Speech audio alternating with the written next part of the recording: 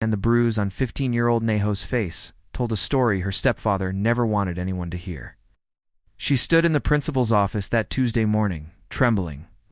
Her dark eyes were swollen, her lip was split. And when the counselor asked what happened, Nae Ho whispered the truth nobody wanted to believe. He hit me. Derek hit me. Derek Thompson, her white stepfather. The man her mother married 3 years ago. The man who smiled at church potlucks and coached Little League. The man everyone in their small Georgia town called one of the good ones. But behind closed doors, Derek was a different man entirely. Nae Ho. She was tired of pretending everything was fine. The counselor wrote notes. The principal made phone calls. But when Derek arrived, clean-cut, calm, and convincing, everything changed. He spoke softly. He looked concerned. He told them Nae Ho was troubled and acting out since her real father abandoned the family. They believed him. She went home that night feeling more alone than ever.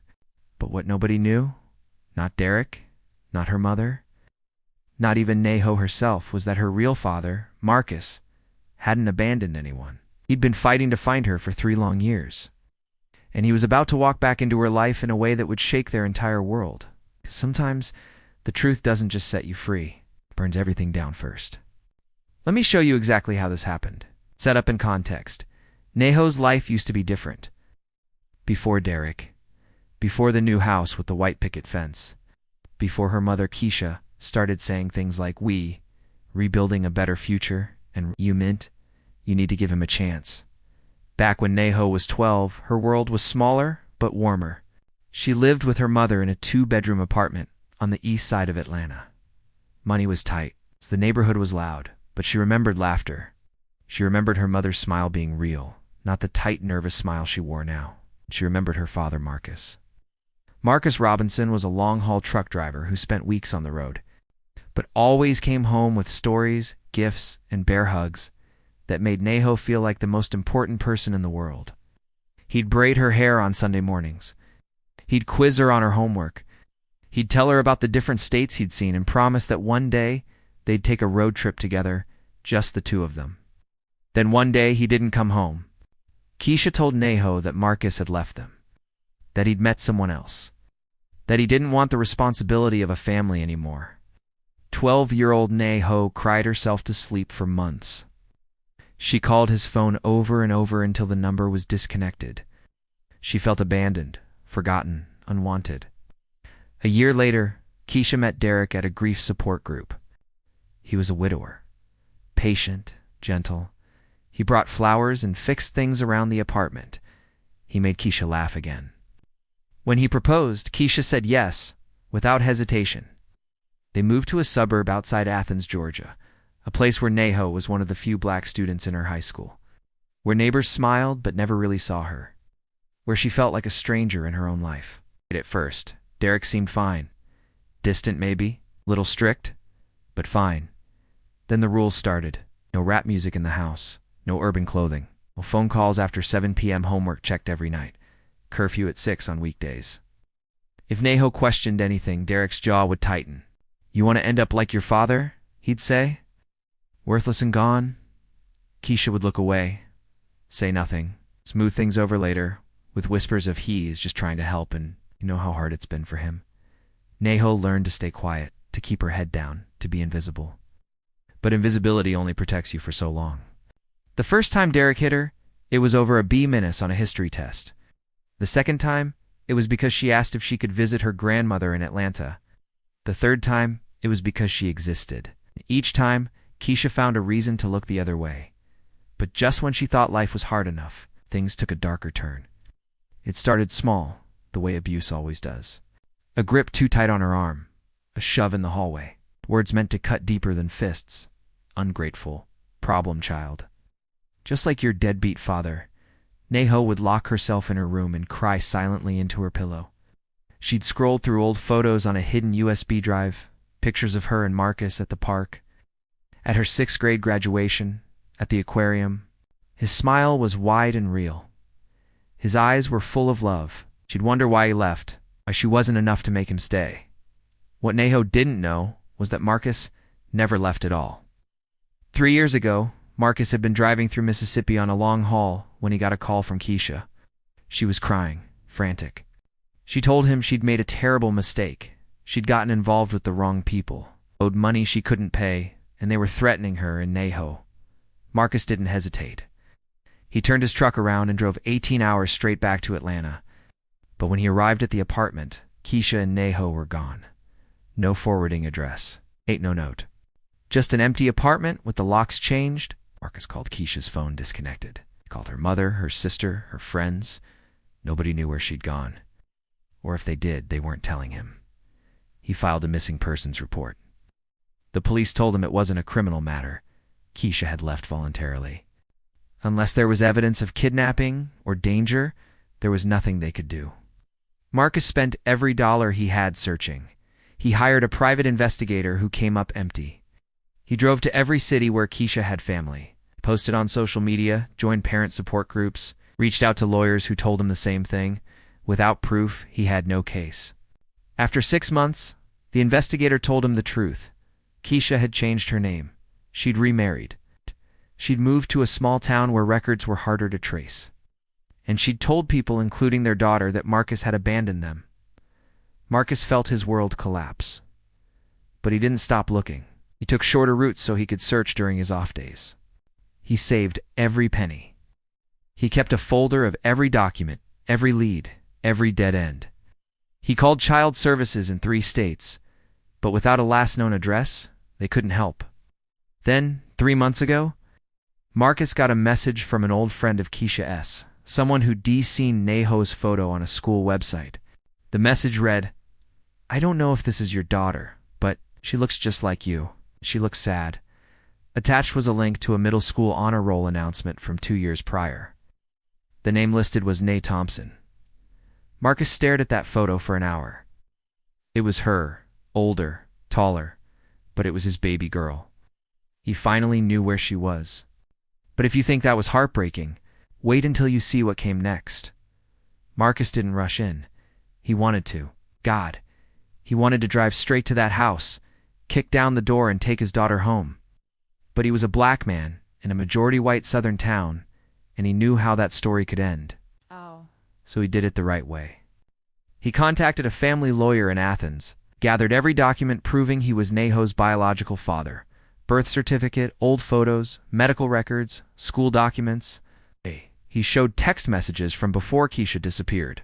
He provided testimony from friends and family. The lawyer was honest. This is going to be hard. She's remarried. The girl's been with them for 3 years. Courts favor stability.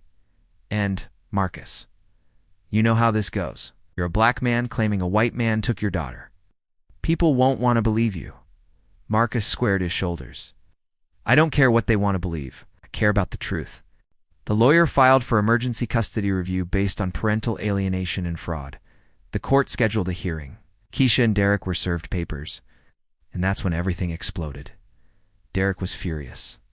He told Keisha that Marcus was trying to ruin their life, that he was dangerous, that he'd probably been in jail all this time, and that's why he couldn't find them. Keisha, caught between guilt and fear, chose Derek's story. She told Nae Ho that Marcus was lying, that he'd sent those papers to manipulate them, that he was trying to take her away from the only stable home she'd ever known. Nae Ho, 15 and exhausted, didn't know what to believe anymore, but Derek wasn't done. The night before the custody hearing, Derek sat Nae Ho down at the kitchen table. His voice was low, controlled, dangerous. "If you tell anyone I've been too strict with you," he said, "they'll take you away and put you in foster care. Is that what you want? To be alone? Because your real father doesn't want you. He just wants to hurt your mother." Nae Ho's hand shook in her lap. "And if you lie to the judge," Derek continued, "you'll regret it. Do you understand me?" She nodded. That night, Nae Ho barely slept. She stared at the ceiling, heart pounding, replaying Derek's words over and over. But somewhere deep inside her, a small voice whispered, "What if Marcus does want me? What if everything I've been told is a lie?" The next morning, Nae Ho walked into that courthouse not knowing what she'd say.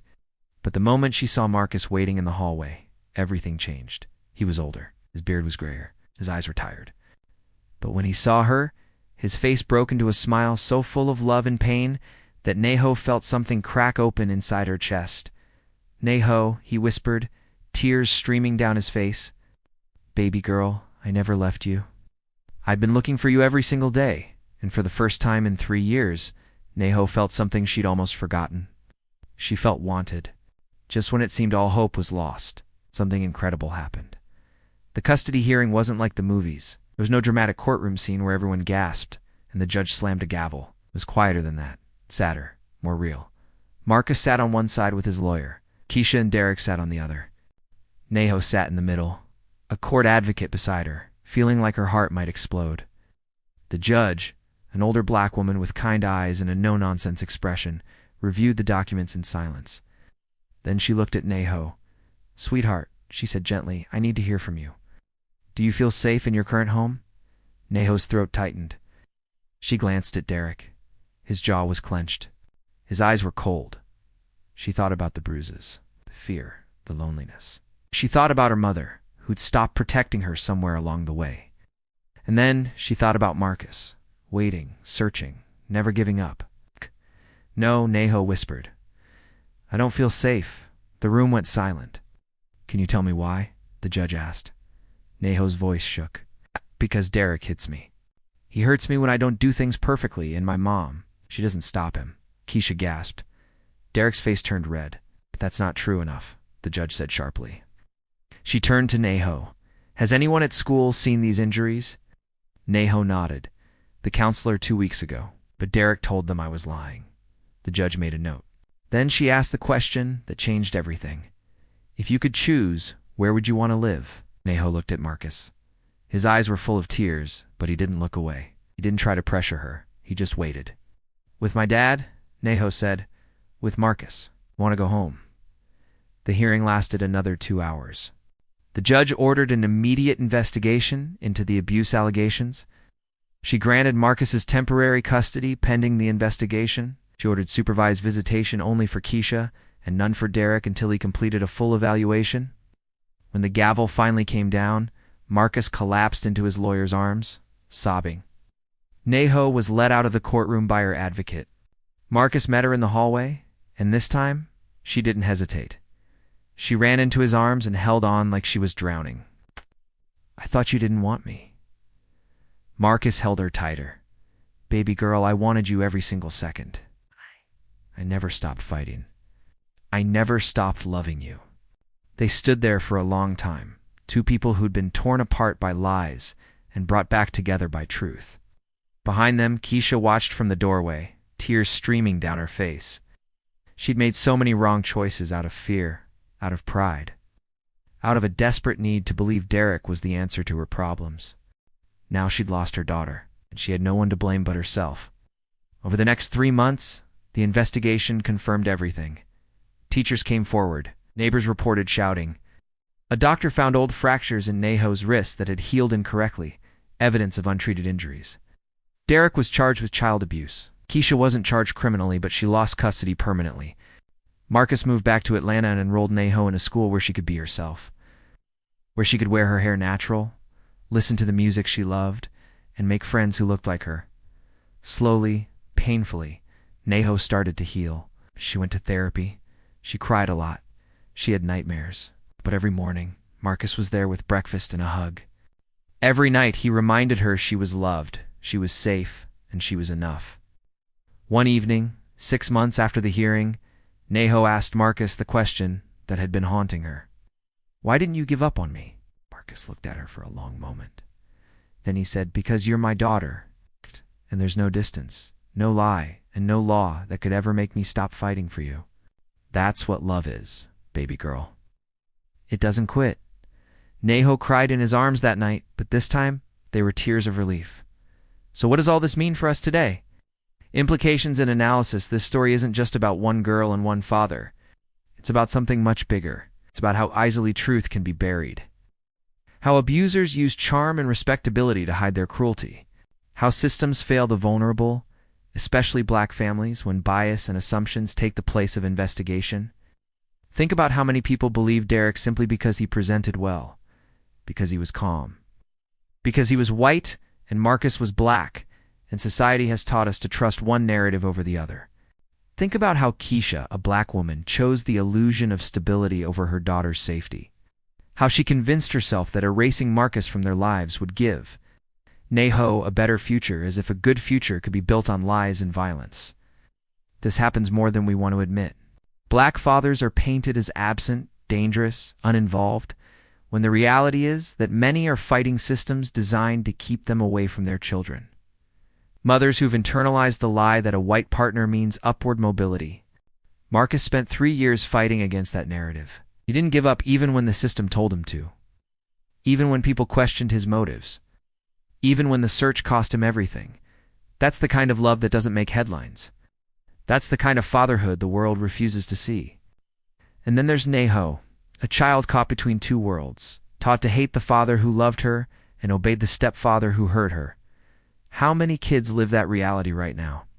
How many are told their feelings don't matter, their pain isn't real, their voices won't be believed? This story matters because it reminds us that abuse thrives in silence, that children are often the last people we listen to, especially when their truth is inconvenient. That healing is possible, but only when we're brave enough to face what's broken.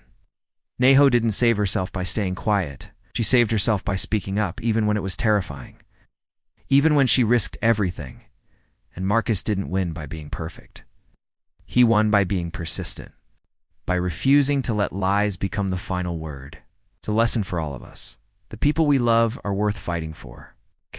The truth is worth pursuing, even when it's painful. Sometimes the most radical act of courage is simply refusing to disappear. But there's something else this story teaches us, something about forgiveness and accountability. A year after Nae Ho moved in with Marcus, Keisha reached out. She'd left Derek. She'd started therapy. She wrote Nae Ho a letter that didn't make excuses, but took full responsibility for every failure. Every lie, every moment she chose fear over her daughter's safety. Nae Ho read that letter and cried. She didn't forgive her mother right away. Forgiveness isn't something you owe people just because they apologize. It's something that grows slowly, carefully, when the person who hurt you shows real change. But over time, with therapy and supervised meetings, Nae Ho and Keisha started rebuilding something new. Not the mother-daughter relationship they had before, that was gone forever, but something quieter, more honest. Keisha will never get custody back, she knows that. But she shows up to Nae Ho's school events. She sends cards on birthdays. She doesn't make demands or excuses. She just tries. And sometimes that's all healing looks like. Small steps. Painful honesty. The willingness to live with the consequences of your choices. This is what the world needs to understand. Redemption isn't about erasing the past. It's about facing it, owning it, doing the hard work to become someone different. Before we wrap up, there's one final truth you need to hear. 2 years after Marcus regained custody, Nae Ho stood at her high school graduation. She wore her cap decorated with kente cloth, and the words "Still I Rise" in gold letters. Her natural hair was out, thick and beautiful. Her smile was real. Marcus sat in the front row, cheering louder than anyone else when her name was called. Next to him sat her grandmother, her uncle, and her cousin's family, who'd never stopped loving her even when she'd disappeared. A few rows back, Keisha sat quietly. She didn't cheer. She didn't wave. She just watched her daughter walk across that stage, tears streaming down her face, knowing she'd almost destroyed the beautiful, strong person Nae Ho was becoming. After the ceremony, Nae Ho found Marcus in the crowd, pulled her into a hug that felt like home. "I'm so proud of you, baby girl," he whispered. "I couldn't have done it without you," Nae Ho said. "You saved me, Dad." Marcus shook his head. "No, you saved yourself. I just made sure you knew you were worth saving." Later that night at the graduation party, Nae Ho stood up and gave a speech she'd written in secret. She talked about losing herself, about believing she was unwanted, about learning that love sometimes means fighting for someone, even when they don't know you're there. She talked about her father, not Derek, but Marcus, the man who never gave up, who taught her that family isn't about who's convenient or comfortable, it's about who shows up, even when it's hard. "I spent 3 years thinking I wasn't enough," Nae Ho said, her voice steady. "But the truth is, I was always enough. The people who were supposed to protect me just forgot how to see me." She paused. "And if there's anyone out there who feels invisible right now, who thinks nobody's coming for them, don't give up. Your person is out there. Your truth is coming." Hold on. The room was silent except for the sound of people crying. Nae Ho looked at Marcus. and he looked back at her with a pride so fierce it could light up the world. After the party, as they drove home through the Atlanta streets, Nae Ho asked her father one last question. "Do you think Mama will ever be okay?" Marcus thought for a moment. "I think she's trying, and that's all anyone can do." "But her healing isn't your responsibility, Nae Ho. You just focus on yours." Nae Ho nodded. She looked out the window at the city lights, feeling something she hadn't felt in years. Peace. She was home. She was loved. She was free. And somewhere in the distance, the sun was rising on a future she finally believed she deserved. Because sometimes the hardest stories are the ones that heal us all. The stories where love doesn't look like fairy tales, it looks like perseverance. Where justice doesn't come easy, it comes from refusing to be silenced. Where family isn't defined by who's present, but by who fights to stay. Nae Ho's story is one of thousands. Thousands of children trapped in homes where they're hurt, thousands of parents fighting systems that don't believe them, thousands of moments where someone has to choose between silence and survival. This story is a reminder that truth matters, that speaking up matters, that the people who love us will move mountains to bring us home. And maybe, just maybe, it's a reminder that you're not alone. Whatever you're facing, whoever told you that you don't matter, whatever lie you've been carrying, you matter. Your voice matters, your story matters. Just like Marcus never gave up on Nae Ho, there's someone out there who will never give up on you.